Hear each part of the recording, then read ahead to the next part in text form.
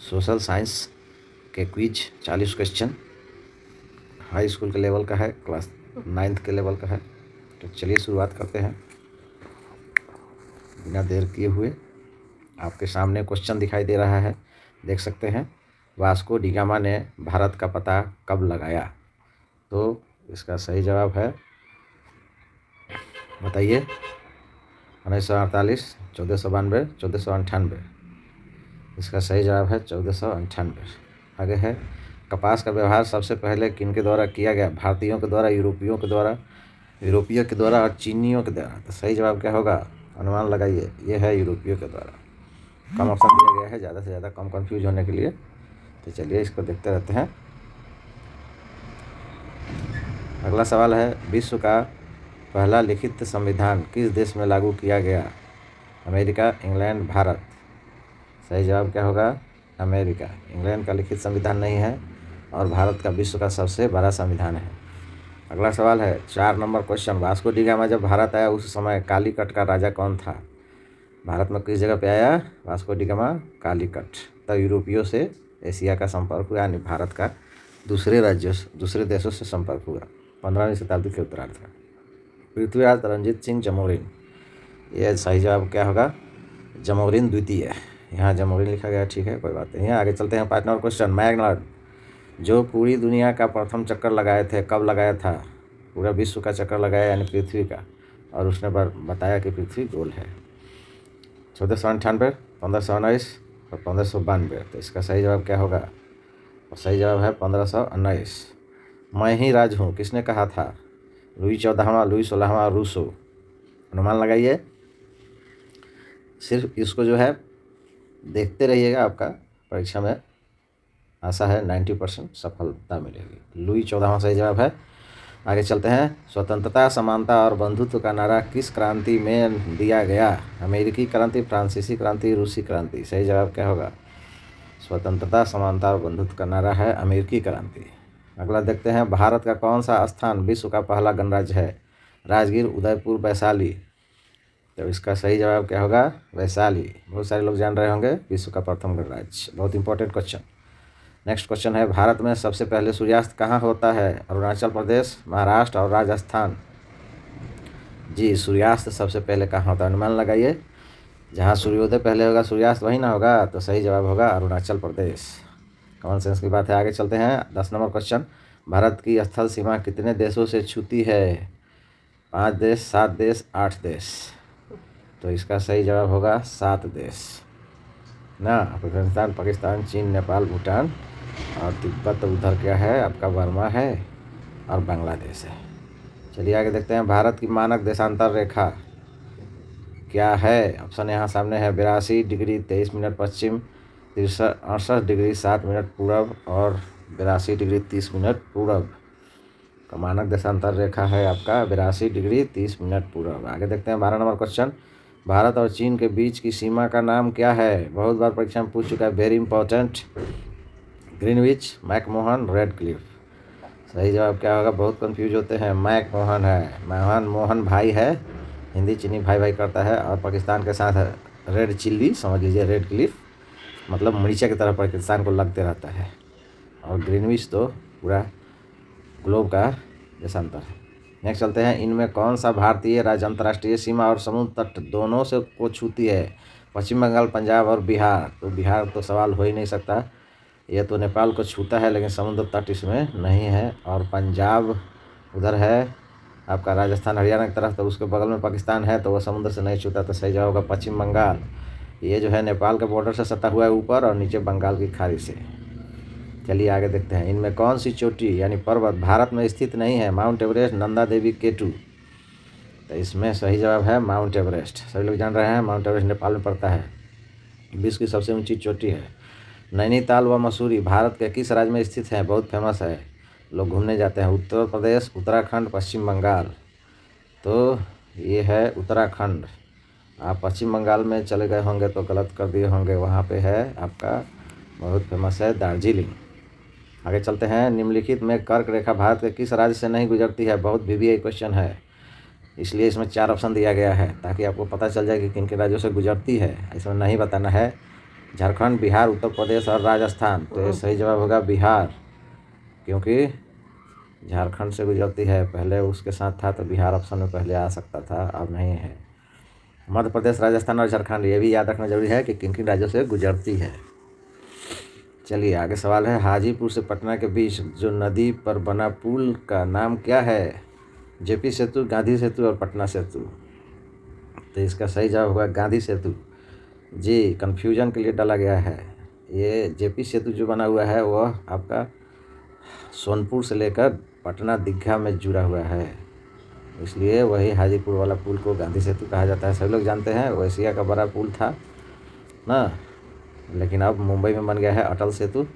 चलिए आगे देखते हैं, एशिया की सबसे बड़ी टिहरी परियोजना किस नदी पर बनी है? टिहरी परियोजना सबसे बड़ी है, तो भारत की भी बड़ी होगी, महानदी, भागीरथी, ब्रह्मपुत्र। तो महानदी भागीरथी सही जवाब है, भागीरथी यानी गंगा नदी। गंडक नदी किस स्थान पर गंगा से मिलती है? गंडक, दिघवारा, सोनपुर, पटना। गंडक नदी सही जवाब होगा पटना। आगे चलते हैं, यह नेपाल में लोकतंत्र की पहली बहाली का काल क्या है? नेपाल जैसा कि जानते हैं आप लोग राजतंत्र था, अभी हाल ही में मतलब 21वीं शताब्दी में हुआ है यह, यहाँ लोकतंत्र स्थापित हुआ है। तो 24 अप्रैल 2006, 5 मई 2001, 10 अक्टूबर 2003। सही जवाब क्या होगा? ये आपका 24 अप्रैल 2006 है। इम्पोर्टेंट क्वेश्चन है, विश्व में किस देश में सर्वप्रथम जनता को बेस मताधिकार प्राप्त हुआ? Very important, England, America, New Zealand. और इसमें तो गलती होना स्वाभाविक है, अनुमान है, लगाइए। इसका सही जवाब होगा न्यूजीलैंड। आगे चलिए देखते हैं, लोकतंत्र जनता का, जनता द्वारा और जनता के लिए शासन है, यह पढ़े होंगे आप लोग। यह कथन किसका है? Rousseau, George Washington, Abraham Lincoln. अनुमान लगाइए किसका हो सकता है? यह है अब्राहम लिंकन, बहुत बड़े। अगला सवाल आपके सामने है, भारत में संविधान बनाने हेतु संविधान सभा का गठन कब हुआ?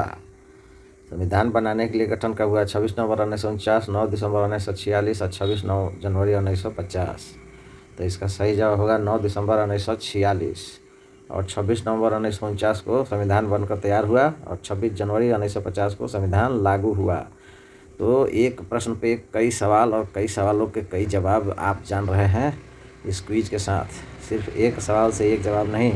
तो ध्यान से देखते रहिए, सुनते रहिए, बार बार सुनिए। संविधान सभा के अध्यक्ष कौन थे? भीमराव अंबेडकर, डॉक्टर राजेंद्र प्रसाद, जवाहरलाल नेहरू। तो सही जवाब क्या होगा? ज़्यादातर लोग भीमराव अंबेडकर मारेंगे, जो गलत हो जाएगा, डॉक्टर राजेंद्र प्रसाद है। भीमराव अंबेडकर जो है प्रारूप समिति के अध्यक्ष थे, और जब यहाँ पे अध्यक्ष का बात कहे और अस्थाई और अस्थाई का चर्चा नहीं हो तो अस्थाई का ही बताना चाहिए, डॉक्टर राजेंद्र प्रसाद। और अस्थाई जो थे वो सच्चिदानंद सिंह थे। चलिए आगे देखते हैं, भारतीय संविधान किस तिथि को बनकर तैयार हुआ? तो इसका जो है जवाब पिछले क्वेश्चन में हम डील कर चुके हैं, बताइए जल्दी। 26 जनवरी 1950, 26 नवंबर 1949, 15 अगस्त 1947। जी बिल्कुल सही, अभी ताज़ा मारे हैं, 26 नवंबर 1949 बनकर तैयार हुआ। मूल संविधान में कितने अनुच्छेद हैं? जब मूल संविधान था तो उस समय अनुच्छेद कितने थे? 395, 398, 442। अभी तो है लगभग 450 हो चुका है, तो इसमें मूल संविधान में थे 395, याद रखिएगा। भारतीय संविधान कितने भागों में विभक्त है? 22, 24, 20। तो सही जवाब होगा 22। आगे चलिए देखते हैं, निम्न में कौन कार्यशील पूंजी है? हल, बैल, ट्रैक्टर, खाद, बीज। इकोनॉमी से क्वेश्चन है, इसमें कार्यशील पूंजी है, तो कार्यशील पूंजी है आपका खाद, बीज। ये लगाते हैं तो उसके बदले में कुछ आता है। ट्रैक्टर तो खाता है, हल बैल भी खाता है, कार्यशील पूंजी नहीं। आगे चलिए देखिए, हमारे देश में किस राज्य में हरित क्रांति का सर्वाधिक प्रभाव हुआ? उत्तर प्रदेश, पश्चिम बंगाल, पंजाब और हरियाणा। तो जो जानते होंगे कि हरित क्रांति में किस फसल का उत्पादन ज़्यादा हुआ, और आज भी जान रहे होंगे कि कहाँ इसका ज़्यादा उत्पादन होता है। तो सही जवाब क्या होगा? जी सही जवाब है पंजाब व हरियाणा। वह लिखना चाहिए, वह हो गया है गलती से। आगे चलिए देखते हैं, सब्जी उत्पादन में बिहार का भारत में कौन सा स्थान है? कहीं पहला लिखता है, कहीं दूसरा लिखता है, लेकिन सही जवाब है तीसरा। चलिए आगे देखते हैं, अर्थशास्त्र में भूमि का तात्पर्य है प्रकृति प्रदत्त सभी निःशुल्क वस्तुएं, जमीन की ऊपरी सतह, जमीन की निचली सतह। तो सही जवाब क्या होगा?